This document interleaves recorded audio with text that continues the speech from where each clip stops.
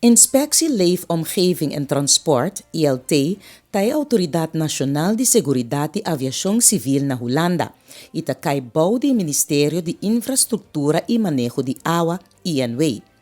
E Plan de Seguridad e o Manual de Seguridad ta parte do processo de certificação stipula den e Luchtvaartbeveiligingswet BES. E Plan de Seguridad ta descobrir como o aeroporto ta segurar pa acto ng contra de lei pa pasajero ng personal e avião ng. E Manual de Seguridad ta descrever como essa aqui ta e quata e protocolo ng comester sigi.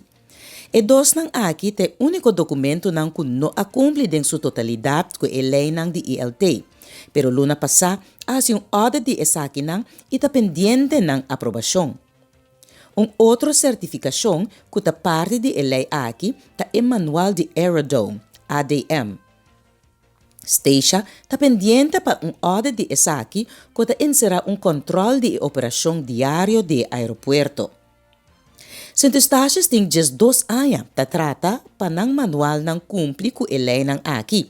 Pero den aeroporto e tempo taba den assina mal estado ku nunca no logra.